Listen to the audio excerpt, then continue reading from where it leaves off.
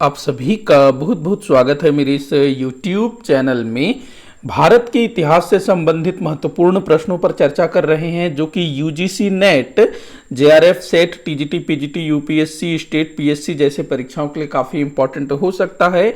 अगर आप इनमें से किसी भी परीक्षा की तैयारी कर रहे हैं तो यह वीडियो श्रृंखला आपके लिए महत्वपूर्ण हो सकती है। सीधे क्वेश्चंस पर चलते हैं।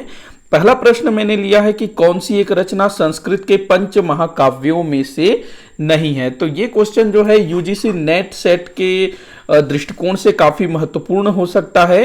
तो आपको जो है संस्कृत के पंच महाकाव्य, देखिएगा महाकाव्य क्या होता है, तो काव्य की एक ऐसी विधा होती है जिसमें जो मतलब काव्यों की जो संख्या होती है ना, मतलब जो भी दोहे चौपाई वगैरह होते हैं उनकी संख्या काफी ज्यादा होती है। मतलब सीधा सीधा कहने का मतलब है कि जो श्लोक होते हैं ना संस्कृत के, उनकी संख्या उस में ज्यादा होगी, तो उसको हम क्या बोलेंगे, महाकाव्य। मतलब कि नॉर्मली क्या होता है कि कोई कविता संग्रह होता है जिसमें कुछ कविताएं होती है।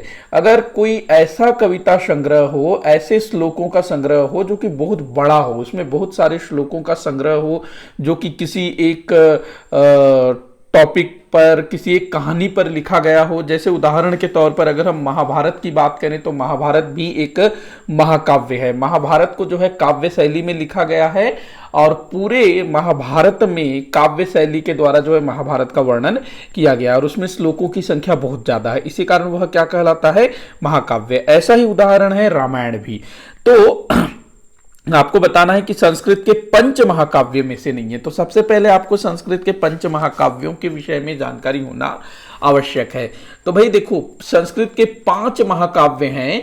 रघुवंशम, जो कि महाकवि कालिदास जी के द्वारा लिखा गया है। उसके बाद अगला है कुमार संभवम, ये भी जो है महाकवि कालिदास जी द्वारा लिखा गया है। किरातार्जुनीयम, ये भी ये जो है भारवी जी के द्वारा लिखा गया है। उसके बाद है शिशुपाल वध, शिशुपाल वध जो कि माघ द्वारा लिखा गया है। उसके बाद आखिरी में है नैषध चरित जो कि श्री हर्ष के द्वारा लिखा गया है। तो यहां पर आप लोग देखिएगा, कुमार संभव ये तो महाकाव्य है, किरातार्जुनीयम भी महाकाव्य है, नैषध चरित भी महाकाव्य है। लेकिन जो मेघदूत है ये पंच महाकाव्यों में आता ही नहीं है। असल में जो मेघदूत है ना, ये तो भाई महाकाव्य ही नहीं है, ये खंड काव्य है। खंड काव्य क्या होता है, तो जो महाकाव्य होता है उसमें श्लोकों की संख्या बहुत ज्यादा होती है और जो खंड काव्य होता है वो अपेक्षाकृत महाकाव्य से छोटा होता है। कहने का मतलब ये है, उदाहरण के तौर पर अगर हम देखें, कविताओं की जो छोटी संग्रह होती है ना, कविताओं का छोटा संग्रह, उसको हम खंड काव्य बोल सकते हैं, बड़े संग्रह को हम महाकाव्य बोल सकते हैं। लेकिन उसमें भी ये होता है कि जो पूरा का पूरा जो काव्य है उस पुस्तक में वो किसी एक विषय वस्तु पर लिखा गया हो। जैसे कि रामायण महाभारत की मैंने बात की, पूरा का पूरा रामायण जो है एक विषय वस्तु पर लिखा गया है ना, राम जी के ऊपर। तो वैसे ही खंड काव्य भी होता है जो किसी घटना विशेष पर लिखा गया हो। और महाकाव्य में अमूमन किसी का पूरा जीवन चरित्र का चित्रण किया जाता है। तो ये फर्क है। तो पांचों संस्कृत के पंच महाकाव्यों के नाम आप ध्यान में रखिएगा। इनका विषय क्या है वो भी आपको ध्यान में रखना होगा। आप लोग मुझे कमेंट बॉक्स में बताएंगे कि इन पंच महाकाव्यों का विषय क्या है। अगला क्वेश्चन दिया हुआ है, निम्नलिखित कथनों को ध्यानपूर्वक पढ़िए। पढ़ लेते हैं। पहला दिया है, ब्रह्म समाज एकेश्वरवाद का समर्थन करता है। ब्रह्म समाज जिसके संस्थापक राजा राममोहन राय जी थे, उन्होंने जो है भारतीय समाज में व्याप्त कुरीतियों को दूर करने के लिए कार्य किया था और इसी उद्देश्य से उन्होंने क्या किया था, ब्रह्म समाज की स्थापना की थी। आप लोगों के लिए आज का क्वेश्चन है कि ब्रह्म समाज की स्थापना राजा राममोहन राय जी के द्वारा किस वर्ष और किस स्थान में किया गया था, यह आप मुझे नीचे कमेंट बॉक्स में बताएंगे। तो ब्रह्म समाज के संस्थापक राजा राममोहन राय, पहला चीज आपको यह ध्यान रखना है। अब जो ब्रह्म समाज का जो सबसे प्रमुख सिद्धांत था वो था एकेश्वरवाद का समर्थन करना। अर्थात कि ब्रह्म समाज के जो लोग होते थे ना, वो ईश्वर एक है ऐसा उनका मानना था। मतलब कि पूरी दुनिया में जो अलग अलग ईश्वर है ना, कोई राम जी को पूज रहा है, कोई अल्लाह को पूज रहा है, कोई जीसस को पूज रहा है। तो इनका मानना था कि ईश्वर एक है, उसी ने जो है इस संसार को बनाया है। तो यही होता है एक ईश्वरवाद का समर्थन। तो पहला कथन बिल्कुल सही है भाई। अगला दिया है, आर्य समाज ने शिक्षा के विकास में योगदान दिया था। तो आर्य समाज ने, बिल्कुल ठीक है, आर्य समाज ने जो है शिक्षा के विकास में काफ़ी योगदान दिया था। एक जो है ना DAV स्कूल करके एक सुना होगा आप लोगों ने, जो कि दयानंद एंग्लो वैदिक स्कूल के नाम से जाना जाता है। तो आर्य समाज द्वारा जो है शिक्षा के विकास में काफ़ी कार्य किया गया। अगला दिया हुआ है रामकृष्ण मिशन की स्थापना स्वामी विवेकानंद जी ने की थी। ये कथन भी बिल्कुल सत्य है। स्वामी विवेकानंद जी जिन्होंने भारतीय संस्कृति को पूरी दुनिया में पुनर्स्थापित किया था, इनके गुरु थे स्वामी रामकृष्ण जी। तो स्वामी रामकृष्ण जी के स्मृति में ही इन्होंने जो है रामकृष्ण मिशन की स्थापना की थी। तो यहां पर तीनों ही कथन सत्य होंगे। तो आपका उत्तर हो जाएगा उपरोक्त सभी सत्य है, मतलब द जो है आपका सही उत्तर होगा। अगला क्वेश्चन हम देखते हैं, अशोक के स्तंभ लेख कहां से प्राप्त नहीं हुए हैं। देखिएगा, सम्राट अशोक जो कि मौर्य वंश के तीसरे शासक थे और भारत के महानतम शासकों में से एक इनको माना जाता है। महानतम शासकों में इनकी गणना की जाती है सम्राट अशोक की। तो सम्राट अशोक जिन्होंने बौद्ध धर्म को अपना लिया था, और सम्राट अशोक भारत के ऐसे पहले शासक थे जिन्होंने अभिलेखों के माध्यम से अपनी प्रजा को अपना जो भी संदेश है वो पहुंचाने का कार्य किया था। मतलब कि अपना जो भी संदेश है, जो भी अपने विचार है, वो अभिलेखों के माध्यम से ये प्रजा तक पहुंचाते थे। तो इन्होंने काफ़ी सारे अभिलेख स्थापित करवाए थे, जिनमें से कुछ के आकार जो है काफ़ी बड़े हैं, जिनको हम 14 शिलालेखों के रूप में जानते हैं ना। अशोक के 14 शिलालेख प्राप्त हुए हैं विभिन्न 8 स्थानों से। इसके अलावा अशोक के काफ़ी सारे स्तंभ लेख प्राप्त हुए हैं, जिनमें से 7 लघु स्तंभ लेख हैं। 7 लघु स्तंभ लेख हैं। तो उन्हीं के बारे में पूछ रहा है कि स्तंभ लेख कहां से प्राप्त नहीं हुए हैं। तो देखिएगा, इसका आंसर मैं सीधे सीधे बता देता हूं, पटना। तो पटना से जो है सम्राट अशोक का कोई भी स्तंभ लेख प्राप्त नहीं हुआ है। जो लौरिया नंदगढ़ है, रामपुरवा है, लौरिया अरराज है, यहां से जो है अशोक के अभिलेख स्तंभ लेख प्राप्त हुए हैं। इसके अलावा अशोक के 2 स्तंभ लेख, जो प्रयाग है ना, प्रयाग वर्तमान जिसको इलाहाबाद कहा जाता है, वर्तमान समय में उसका नाम फिर से प्रयागराज रख दिया गया है। तो वहां से अशोक के 2 स्तंभ लेख प्राप्त हुए थे। मतलब एक स्तंभ मिला था जिसमें 2 लेख थे, तो उसको जो है अशोक के पहला और दूसरा स्तंभ लेख माना जाता है।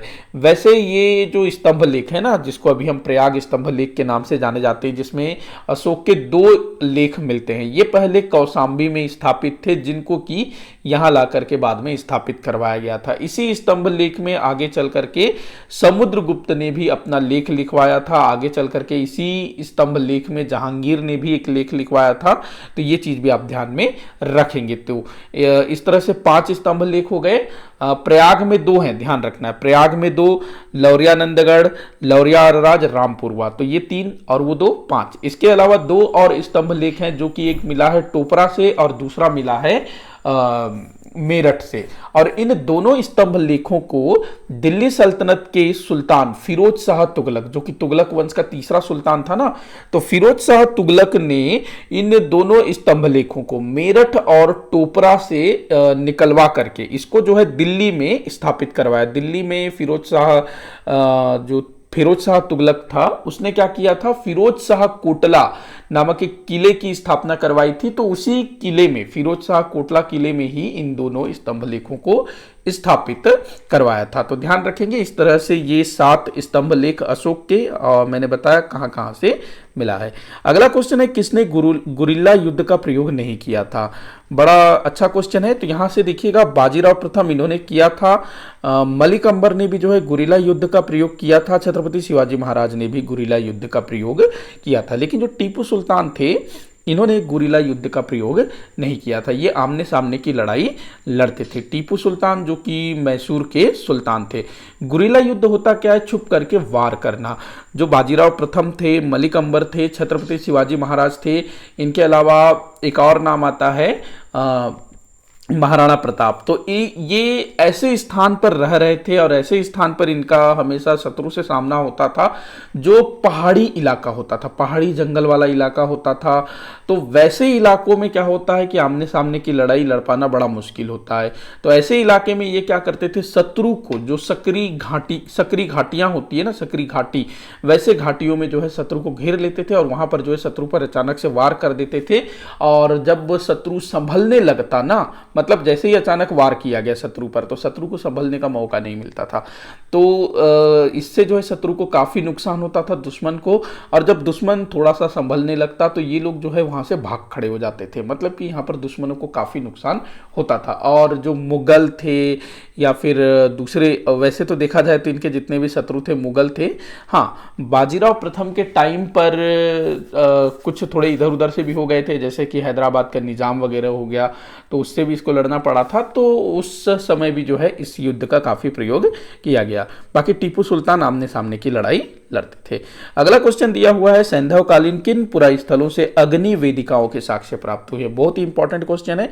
अग्नि वेदिकाओं से तात्पर्य है, आप लोगों ने देखा होगा पुराने धारावाहिकों में, जो रामायण महाभारत में भी, इसके अलावा आपके घर में अगर कथा वगैरह या पूजा वगैरह होता है तो उसमें अग्नि वेदिका स्थापित किया जाता है, जिसमें जो है आग जलाया जाता है और उसमें काफी सारी चीजें जो है डाला जाता है, स्वाहा स्वाहा करके डालते हैं ना, तो वो जो होता है उसी को अग्नि वेदिका कहा जाता है। तो सिंधु घाटी सभ्यता के कुछ पुरा स्थलों से हमको इसी तरह के अग्नि वेदिकाएं देखने को मिलता है। और इससे हमको पता चलता है कि जो सिंधु निवासी थे वो अग्नि की पूजा किया करते रहे होंगे। तो दो स्थल कौन कौन से हैं भाई? तो लोथल और कालीबंगा। लोथल जो कि गुजरात में है भोगवा नदी के तट पर, और कालीबंगा जो कि राजस्थान में है। इन दोनों स्थलों से हमको जो है अग्नि वेदिकाएं प्राप्त हुई है, या फिर इसको हम बोल सकते हैं अग्नि पूजा के साक्ष्य प्राप्त हुए हैं। अगला क्वेश्चन दिया है, मुगल बादशाह अकबर के विजय अभियानों का सही कालक्रम बताइए। तो भाई इसको जो है सही क्रम में आपको जमाना है। तो देख लेते हैं, गुजरात विजय की अगर हम बात करें तो ये लगभग 1571 के आसपास की बात होगी, गुजरात विजय। कश्मीर विजय की बात करें तो ये मेरे ख्याल से 1585-86 ले लेते हैं, मुझे इसका एग्जैक्ट डेट पता नहीं है, बट 1585-86 है। असीरगढ़ विजय ये जो है 1601, इसमें कोई डाउट नहीं है। गोंडवाना विजय की बात करें तो 1564 होना चाहिए मेरे ख्याल से, ये 1563 या 64। तो यहां पर इसका जो सही कालक्रम है वो क्या होगा भाई? सबसे पहले गोंडवाना को जीता गया, उसके बाद जीता गया गुजरात को, उसके बाद जीता गया कश्मीर को, उसके बाद जीता गया असीरगढ़ को। तो इस तरह से इसका कूट बनेगा। तो आप लोग जो है कूट का मिलान कर लीजिएगा, और इसमें अगर कोई डाउट हो, अगर मैंने गलत बोला है तो आप लोग इसको जरूर से करेक्ट करिएगा, आपके लिए ये एक और क्वेश्चन है। आगे बढ़ते हैं। अगला क्वेश्चन दिया है, कौन सी एक सहायक संधि की शर्त नहीं थी? सहायक संधि यहां पूछ रहा है कि कौन सी एक सहायक संधि की शर्त नहीं है। तो सबसे पहले हमको सहायक संधि को समझना होगा कि सहायक संधि क्या है। तो देखिएगा, सहायक संधि बंगाल के एक गवर्नर जनरल हुए लॉर्ड वेलेस्ली, इसकी विस्तारवादी नीति के अंतर्गत ही सहायक संधि का जो है क्रियान्वयन किया गया था। इसके तहत क्या किया जाता था कि जो ब्रिटिश ईस्ट इंडिया कंपनी है वो भारत के देशी राज्यों से समझौता करती थी, और इस समझौता को ही संधि कहते हैं। और इसी समझौते के तहत जो है कुछ शर्तें भारतीय राज्यों को, भारत के जो देशी राज्य हैं उनको जो है माननी होती थी। तो उन्हीं शर्तों में से कौन सी एक शर्त नहीं है, और इसी संधि को क्या कहते थे? सहायक संधि। तो देखते हैं सहायक संधि का क्रियान्वयन किसने किया था?